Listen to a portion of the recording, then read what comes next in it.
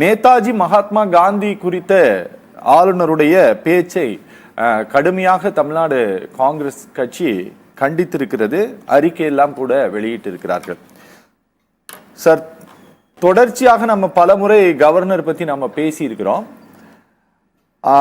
எந்த இடத்திலாவது அவர் அவருடைய பேச்சு சம்பந்தமாக ஒரு விமர்சனங்கள் வரும்போது, இல்ல ஆளுநர் சொல்றது தவறு அப்படிங்க வரும்போது அதை மாற்றிக்கொண்டு இல்ல நம்ம இனிமேல் கரெக்டா நம்ம பேசலாம் அப்படிங்கிற மாதிரி எந்த ஒரு ஒரு சிறிய அளவிலாவது அவர்கிட்ட ஏதாவது மாற்றங்கள் தென்படுதா?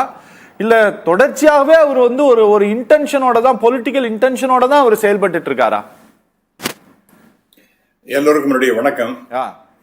இப்ப இந்த மாதிரி டாபிக்ல நம்ம பேசுறது நம்ம எல்லாருக்குமே ஒரு மிகப்பெரிய வருத்தத்தை தான் ஏற்படுத்தும். ஏனென்றால் நம்முடைய நாட்டினுடைய ஒரு பிதா அப்படிங்கிற தேச தந்தை அப்படிங்கிறவர் நம்ம மகாத்மா காந்தி. கண்ணுக்கு தெரியாத ஏராளமானவர்கள் இந்த நாட்டினுடைய சுதந்திரத்துக்காக பாடுபட்டவர்கள். அதாவது அன்னோன், அன்னோட்டிஸ் அண்ட் அன்சங் ஹீரோஸ் எவ்வளோ பேர் இருக்காங்க. ஆனால் இந்தியா முழுமையையும் ஒருமைப்படுத்தி இந்த சுதந்திர தாகத்திற்கு, அந்த வேள்விக்கு மிகப்பெரிய அளவிற்கு பங்காற்றியவர்கள் அப்படின்னு பாத்தீங்கன்னா நிறைய பேர் இருக்காங்க. அதுல மிக முக்கியமானவர் அப்படின்னு பாத்தீங்கன்னா நம்முடைய மகாத்மா காந்தி அவர்கள். அதனால்தான் நாம என்ன சொல்றோம்னா, அவர் நம்முடைய நாட்டினுடைய பிதா அப்படின்னு சொல்கின்றோம், ஃபாதர் ஆஃப் த நேஷன் அப்படிங்கிற மாதிரி. அதுக்கு எந்த விதத்திலுமே குறைவில்லாததுதான் இந்த நம்முடைய நேதாஜி சுபாஷ் சந்திர போஸ். அவருடைய பெருமையெல்லாம் சாதாரணமான வார்த்தைகளால விவரிக்க முடியாது. மிகப்பெரிய அளவிற்கு ICS படிச்சுட்டு எல்லாத்தையும் தியாகம் செய்து இந்த நாட்டினுடைய சுதந்திரத்துக்காக பாடுபட்ட மிக மிக மிக முக்கியமான தலைவர்களில் ஒருவர் நம்முடைய நேதாஜி அவர்கள். நேற்று அவரை பத்தி நான் வெளியில சிட்டியில இருக்கும்பொழுது பார்க்கும்பொழுது பல இடங்கள்ல அவருடைய புகைப்படத்தை வைத்துக் கொண்டு அவர்களுக்கு அஞ்சலி செலுத்துவதும் அவருடைய பெருமையை பேசுவதையும் கேட்கும்போது மனசு ரொம்ப நிறைவாக இருந்தது. அது இன்னும் பெரிய தலைவர்களாக நாம் மறக்கவில்லையே அப்படிங்கிற மாதிரி. அதே சமயத்துல மகாத்மா காந்தி இல்லாமல் இந்த நாட்டினுடைய சுதந்திரத்தை பத்தி நாம் பேச முடியுமா?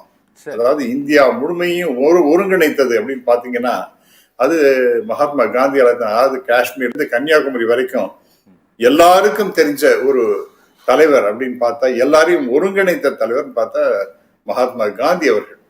அப்படி ரெண்டு பேரையும் நாம வச்சு பேசும்பொழுது நேதாஜிக்கே மகாத்மா காந்தி மிகப்பெரிய அளவிற்கு கொண்டாடிய ஒரு மிகப்பெரிய தலைவர் அவர்.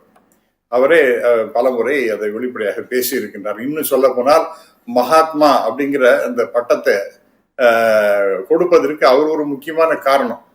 அது தாக்கூர் அப்படின்னு சொல்லப்படுகின்றது. இருந்தாலும் இவர் தான் அதை இனிஷியேட் பண்ணினது அப்படிங்கிற மாதிரி சில செய்திகள் இருக்கின்றது. அது உண்மையா பொய்யா தெரியாது. பட் மகாத்மான்னு முதல்ல அபிஷியலா பேசினதுங்கிறது நம்முடைய ரவீந்திரநாத் டாகூர் தான். ஹேவிங் செட் ஆல் தட், இப்ப எதுக்காக சார் இந்த பிரச்சனை இன்னைக்கு? எதுக்காக நாம் நேதாஜியை பத்தி உயர்வா பேசுறது? அவருடைய பண்புகள், அவருடைய உயர்வுகள், அவர் தேசத்துக்கு செய்த தொண்டுகள், இவர்களெல்லாம் பத்தி பேசுறது ஒரு தவறுமே கிடையாது. மாறாக நம்முடைய தேசபிதா அவர்களை குறைவாக மதிப்பிட்டு அவர்லாம் ஒண்ணு பெரிய கான்ட்ரிபியூஷன் கிடையாது சுதந்திரத்துக்கு அப்படிங்கிற மாதிரி பேசுறதுங்கிறது ரொம்ப வருத்தத்தை அளிக்கிறது. அது இப்ப நமக்கெல்லாம் என்ன மாதிரி அந்த ஓல்டு ஸ்கூல் ஆஃப் தாட் அப்படின்னு இருக்கிறவங்களுக்கு எல்லாம் காந்தியை நினைப்பதே கடவுளை நினைப்பதான்னு ஒரு பாட்டே இருக்கு. அதெல்லாம் உங்களுக்கு தெரியுமா தெரியாது? ஆனா எனக்கு தெரியாது. அப்புறம் நாங்கள்லாம் சின்ன பசங்களா இருக்கும் பொழுது காந்தியை நினைப்பதே கடவுளை நினைப்பதாம் கருத்தினில் இருத்திடுவோம் அப்படிங்கிற மாதிரி ஒரு பாட்டு அதெல்லாம் நாங்கெல்லாம் பாடுவோம். அந்த காந்தி பிறந்த தினத்தை அன்னைக்கு ஒரு போட்டியெல்லாம் வைப்பாங்க. தக்லியை கொடுத்து நூல் தக்லியில இந்த நூலை எடுத்து அதை பல நல்ல காரியங்களுக்காக கொடுத்து, அந்த பணம்லாம் எங்களுக்கெல்லாம் கிடைக்காது. ஸ்டூடெண்ட்ஸ் எல்லாம் அதெல்லாம் ஒரு நல்ல காரியத்துக்கு எங்கேயோ போய் சேரும். எங்களுக்கு கிடைக்கிறதுனா ஏதோ ஒரு சின்ன ஒரு கடல் மிட்டாய் கொடுப்பாங்க, அவ்வளவுதான். இது எதுக்காக சொல்றேன்னா, அதெல்லாம் காந்தி நமக்கு இந்த சக்கரை, அதே மாதிரி தக்லி, சுதேசி இதெல்லாம் சொல்லி கொடுத்தவருங்கிற மகாத்மா காந்தி. அப்படிப்பட்டவரே இவரை கம்பேர் பண்றேன்னு இவரை நம்ம நேதாஜியை பத்தி ஏதாவது ஒரு குறை சொல்ல முடியுமா? டெஃபினட்டா முடியவே முடியாது. ஆனால் அன்பார்ச்சுனேட்லி நேதாஜிய உயர்வு அப்படிங்கிற மாதிரி சொல்லிவிட்டு காந்தியை வந்து கேவலப்படுத்துறதுங்கிறது எந்த வித நியாயம்? எதுக்காக நம்முடைய கவர்னர் இந்த மாதிரி எல்லாம் செய்கின்றாரு? எனக்கு ஒண்ணுமே புரியவே இல்லை. இதனால அவருக்கு ஏதாவது ராமசுப்ரமணியம் சார் ஒரு கான்ஸ்டிடியூஷனல் ஹெட் போஸ்ட்ல இருக்கிறாரு அவரு. ரெண்டாவது அவர் வந்து ஒரு முழு நேர அரசியல்ல இருந்த நபரும் கிடையாது. கிட்டத்தட்ட 30 வருஷத்துக்கு மேல வந்து இந்தியன் போலீஸ் சர்வீஸ்ல வேலை செஞ்சவர், இந்த நாட்டினுடைய டெப்யூட்டி நேஷனல் செக்யூரிட்டி அட்வைசராக இருந்தவர், இப்படி பல பொறுப்புகள்ல இருந்தவர் நம்மளோட ஹானரபிள் கவர்னர் திரு ரவி ஆர்.என். ரவி. இவர் இந்த மாதிரி பேசுறாரு அப்படின்னா சார், இவர் காந்தி வந்து ஃபாதர் ஆஃப் த நேஷன் கிடையாது, நேதாஜி தான் அப்படிங்கிற மாதிரியான அர்த்தம் பொதிந்து அவர் பேசுறாரு அப்படின்னா இதை வந்து எப்படி உள்வாங்கிக்கிறது சார்? இப்போ நிறைய யங்கர் ஜெனரேஷன் மத்தியில சார் அவர் வந்து ஐபிஎஸ்க்கு வந்து பயிற்சி பெற்றுட்டு இருக்கக்கூடிய மாணவர்கள் கிட்ட, பயிற்சி பெற்று தேர்வாகி இருக்கக்கூடிய மாணவர்கள் கிட்ட எல்லாம் அவர் வந்து ட்ரைனிங் செஷன் நடத்திட்டு இருக்காரு சார். தமிழ்நாடு கவர்மெண்ட், தமிழ்நாடு மக்களுடைய ஃபண்டுல அவர் வந்து இப்படி ஒரு செஷன், டீச்சிங் செஷன் நடத்திட்டு இருக்காரு. இவரு அந்த பொசிஷன்ல இருக்கக்கூடியவர் நீங்க இந்த மாதிரி ஒண்ணு பேசுறாரு அப்படின்னா இதை எப்படி உள்வாங்கிக்கிறது சார்? இப்ப நான் இப்போ எனக்கு ஒரு 40 வயசுக்கு மேல ஆகுது, நானே இதை எப்படி உள்வாங்கிக்கிறதுன்னு புரிஞ்சிக்காம இருக்கிறேன். அப்போ இவரு சொல்லி கொடுக்கறத கேட்டு முன்னால உட்காரக்கூடிய ஸ்டூடெண்ட்ஸ் என்ன சார் புரிஞ்சுக்குவாங்க? இதைத்தான் நான் சொல்றேன் சார். நேற்றுக்கு எனக்கு வேற ஒரு தொலைக்காட்சியில நான் ஒரு முக்கியமான ஒரு மீட்டிங்ல இருந்தேன். அப்ப எனக்கு ஒரு தொலைக்காட்சியில இருந்து ஒரு டெலிபோன் வந்து ஒரு இன்டர்வியூ கொடுக்கணுங்க அர்ஜென்ட்டா. இது மாதிரி அண்ணா யூனிவர்சிட்டியில ஒரு மீட்டிங் நடக்கிறது. அந்த மீட்டிங்ல நம்முடைய கவர்னர் அட்ரஸ் பண்ண போறார். அப்ப மாணவர்கள்லாம் கம்பல்சரியா இந்த மீட்டிங் அட்டன் பண்ணி ஆகணும். அப்படி இருந்தா தான் இன்டர்னல் மார்க்ஸ் உண்டு, இல்லைன்னா நாங்க ஒன்றும் கொடுக்க மாட்டோம் அப்படிங்கிற மாதிரிலாம் இருந்து அது இன்னைக்கு இல்லைங்கிற மாதிரி ஏதோ செய்திகள்லாம் வந்துட்டு இருக்கின்றன. நம்ம இப்ப என்ன சொல்றேன்னா, மாணவர்கள் மத்தியில இன்னைக்கு என்ன செய்யணும்னா, நம்முடைய தலைவர்கள் தேசப்பிதா அப்படிங்கிற அவரையும் சரி, நேதாஜியா இருக்கட்டும், எல்லாரையும் பத்தி உயர்வாக பேசுறது தான் அவருடைய பண்பு. அப்படியாக இருக்க முடியும். மாறாக நீங்க கேட்ட மாதிரி அங்க போய் உட்காந்து நேதாஜியை பத்தி புகழாரம் சூட்டுவது அப்படிங்கிறத தாண்டி நம்முடைய மகாத்மா காந்தி வந்து ஒரு தரக்குறைவாக பேசக்கூடிய ஒரு செய்தி பார்க்கும்பொழுது இது வந்து அரசியல் ரீதியாக இவர் செய்கின்றார். அதாவது ஏட்டிக்கு போட்டியாக எதையாவது ஒண்ணு பேச வேண்டியது, தமிழ்நாடுல ஏதாவது ஒரு கான்ட்ரவர்சியை தொடர்ந்து கிரியேட் பண்ணிட்டே இருக்கணுங்கிற மாதிரி ஒரு எண்ணப்பாடு இருந்ததுன்னா இதை நம்ம எப்படி சார் இதெல்லாம் பத்தி ஏற்றுக்கொள்ள முடியும்? இது எப்படி மனசாட்சியை ரொம்ப உறுத்துறது சார். நான் கேட்கணும் ராமசுப்ரமணியம் சார் உங்ககிட்ட. அதாவது இவர் வந்து ஒரு போலீஸ் ஆபீசராக இருந்தவர் சார். இவர் ஐபில இருந்திருக்காரு. ஒரு பெரிய பொறுப்பு சார், ஒரு மிகப்பெரிய பொறுப்பு. இந்த ஒட்டுமொத்த நாட்டுக்குமான நேஷனல் செக்யூரிட்டி டெப்யூட்டி அட்வைசராக இவர் இருந்திருக்காரு. இவ்வளவு பெரிய ஒரு பொறுப்புல இருந்தவர் ஒரு கோயிலுக்கு போறாரு.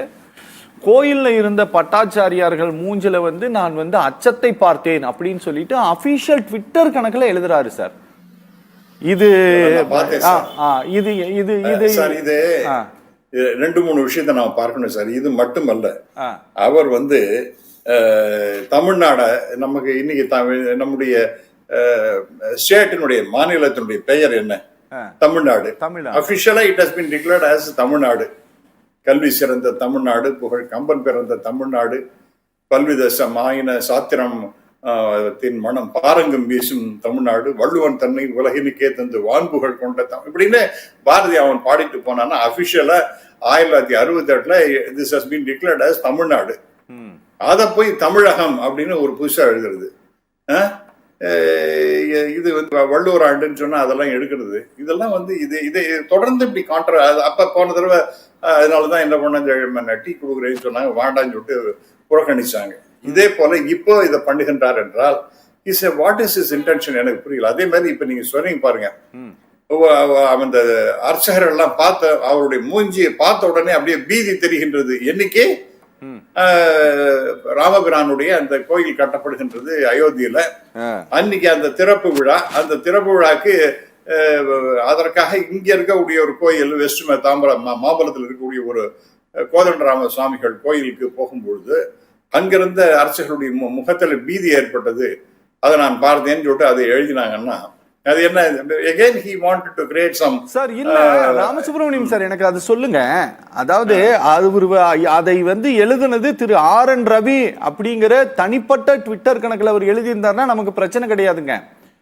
அவரு ராஜ்பவன் சென்னையினுடைய ட்விட்டர் கணக்குல அவர் எழுதுறாரு. அப்போ இது கவர்னர் மாளிகையினுடைய அபிஷியல் ஸ்டேட்மெண்டா சார் இது?